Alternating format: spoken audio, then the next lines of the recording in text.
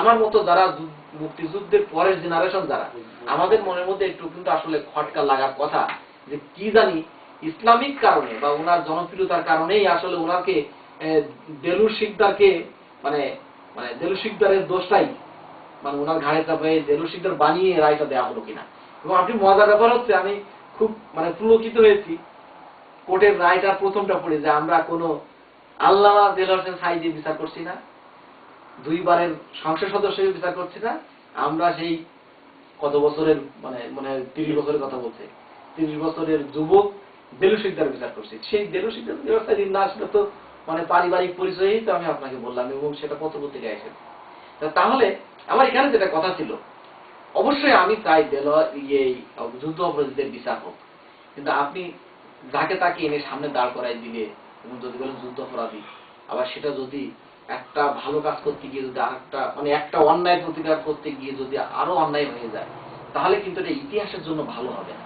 তা মনে করেন আজকে সাঈদী সাহেবের ছেলে সে দেখবে যখন যে হ্যাঁ আসলেই দেলু শিকদারের বিষয়টা আমার বাবার ঘাড়ের উপরে দিয়ে দেওয়া হলো, তাহলে এখন না হোক 5 বছর 10 বছর 20 বছর পরে তার দেলোয়ার হোসেন সাঈদীর ছেলে না হলো নাতিরাও কিন্তু প্রশ্ন উঠাবে, জাতিও কিন্তু একসময় প্রশ্ন উঠাবে, ইন্টারন্যাশনাল এখানে মানে হতে পারে, ইন্টারন্যাশনাল তদন্ত হতে পারে পরে যে এটা আসলেই সঠিক ছিল কিনা। তাহলে এটা কিন্তু আমাদের মানে এই যে কারণে কলঙ্ক মুক্ত করার জন্য যেটা করা হচ্ছে, তখন সেটা কিন্তু আরেকটু কলঙ্কের সাথে কলঙ্ক মুক্ত করতে গিয়ে আরো কলঙ্ক একটু জড়াই যাবে না যদি স্বচ্ছ না হয়। সেই জন্য আমার কথা হচ্ছে যে এই যে কত মানুষ মারা গেছে দেলোয়ার হোসেন সাঈদী সাহেবের এই রায়টা হওয়ার পরে অলমোস্ট 200 পিপল মানে যারা রাস্তায় মারা গেছে পুলিশের গুলিতে। কেন? তার জনপ্রিয়তার কারণে এত মানুষ মারা গেছে। তো এই কারণে আমি অবশ্যই যারা পুলিশ মারা গেছে তারাও আমার দেশের ভাই, তাদের সন্তানেরাও মানে এতিম হয়েছে। এখানে আমি একটা প্রশ্ন করে আপনাদের যে এই যে বাংলাদেশে জামাতকে বলছে যে তারা তাণ্ডব লীলা করছে, তারা এই মাইনরিটিদের ঘর বাড়ি পুড়িয়ে জ্বালিয়ে দিচ্ছে, তাদেরকে ত্রাস সৃষ্টি করছে, বাংলাদেশের ব্লগারদেরকে হত্যা করছে, এই ধরনের যে সমস্ত অপবাদ দিচ্ছে, এই ব্যাপারে আপনার এ ব্যাপারে আমার খুব স্পষ্ট বক্তব্য। আপনি জানেন দীর্ঘদিন ধরে আমার মেন্টালিটি কি, আমি কে করেছে এটা গেমবিলিং আমি কেন যাচ্ছি। আওয়ামী লীগ এখনো ক্ষমতায় আছে, স্বচ্ছ একটা বিচার বিভাগীয় তদন্ত কমিটি করা হোক এবং সে যে দলেরই হোক না কেন তাদেরকে বিচারের আওতায় বলুক যে হ্যাঁ এরাই এই মন্দির ভেঙেছে, এরাই এই যে রামুর যে ঘটনা, বুদ্ধিস্টরা আমাদের দেশের কিন্তু সবচেয়ে শান্তিপ্রিয় একটা ছোট জাতি, তাদের উপরে ইতিহাসে কিন্তু লেখা থাকবে তখন ক্ষমতায় কারা ছিল। দায়িত্ব কিন্তু ক্ষমতায় যারা, আমি আগেই বলেছি তাদের কিন্তু দায়িত্বটা বেশি যে এটা স্বচ্ছ একটা রিপোর্ট বের করে তাদেরকে শাস্তি ব্যবস্থা করা। তাহলে এই সমস্ত বিষয়গুলোকে একটা তদন্ত করা হোক। আর অ্যাজ এ মুসলিম আমি আমার অ্যাকর্ডিং টু মাই নলেজ আমি যতটুকু পড়েছি, একজন ধার্মিক মানুষ, প্রকৃতপক্ষে কোনো ধার্মিক মানুষ আর এক ধর্মের কোনো প্রতিষ্ঠানে আর কোন সংখ্যালঘুদের উপরে হামলা করতে পারে না। আল্লাহ রসুলই বলছেন এটা বাংলাদেশের মানুষ বিশ্বাস করবে না এই জন্য যে 71 সালে তারা দেখছে যে আল বদর, আল শামস, রাজাকার বাহিনী গঠন, ব্লেম দিচ্ছে জামাত ইসলাম পরিচালিত এই আল বদর আল শামস গুলো হয়েছে এবং তাদের মাধ্যমে যে সমস্ত কর্মকাণ্ড হয়েছে সেটা তাদের জামাত ইসলামের উপরে বর্তাচ্ছে। ফলে জামাত ইসলাম যে করেনি বা করতে পারে না এইটা প্রমাণ করবেন না, এটা কিন্তু আমাদের অলরেডি কিছুটা আমাদের সামনে চলে আসছে। আপনি দেখেন নারায়ণগঞ্জের ত্বকী হত্যাকাণ্ড, এটা কিন্তু ত্বকীর বাবা কিন্তু এই যে শাহবাগ আন্দোলনের একজন মানে গণজাগরণেরই একজন নেতা বা কর্মী, তার ছেলে মানে খুন হলো। ত্বকী খুবই ব্রাইট একটা স্টুডেন্ট, খুবই ভালো ছাত্র, প্রথমে কিন্তু দোষ দেওয়া হলো যেটা জামাত শিবির করছে। আমি জামাত শিবিরকে ডিফেন্ড করার জন্য বলছি না, আমি ঘটনাটা দেখছেন, আপনি সবাই দেখছেন। পরবর্তীতে ওখানকার মেয়র, ত্বকীর বাবা সবাই কিন্তু বলেছে জামাত শিবির এটা হত্যা করেনি, এটা আমাদের এই এলাকার আওয়ামী লীগের একটা গ্রুপই তাকে হত্যা। আপনি দেখেন আপনি এখন ইউটিউবে আছে।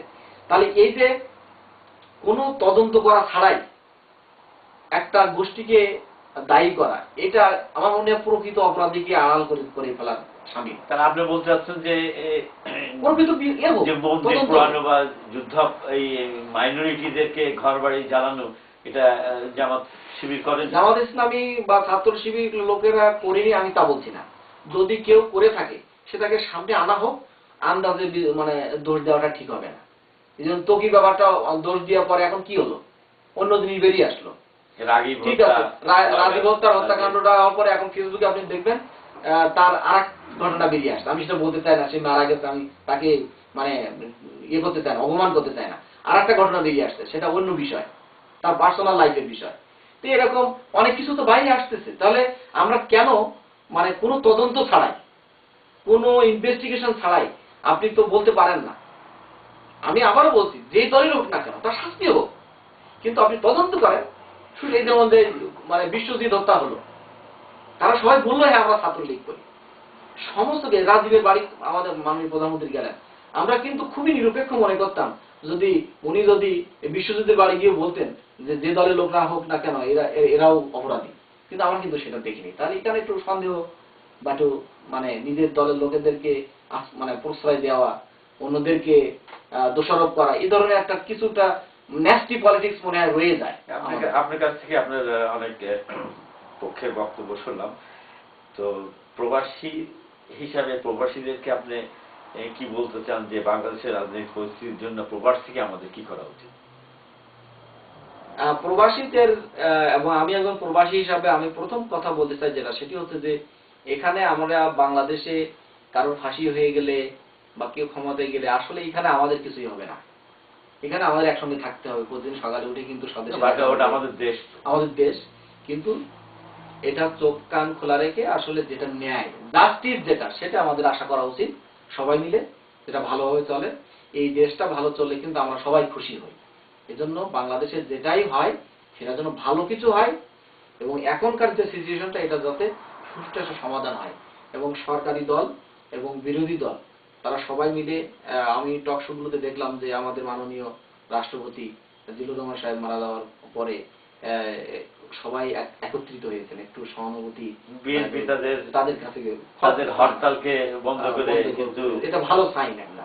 তা আমার মনে হয় যে আমি আশা করব একজন সচেতন প্রবাসীর সদস্য হিসাবে যে আস্তে আস্তে জিনিসটা সমাধান হবে। আর বিচার যেই বিচারই হোক না কেন, এই ট্রাইব্যুনালের যে বিচার হবে সেটা যেন স্বচ্ছভাবে হয়।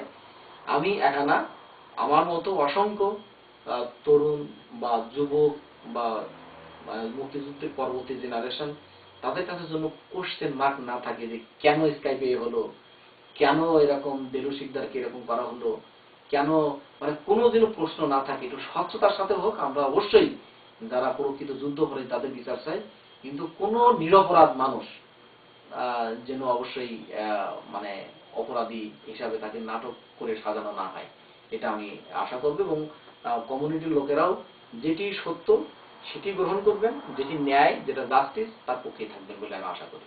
আপনাকে অনেক ধন্যবাদ আমাদের এই স্টুডিওতে আসার জন্য।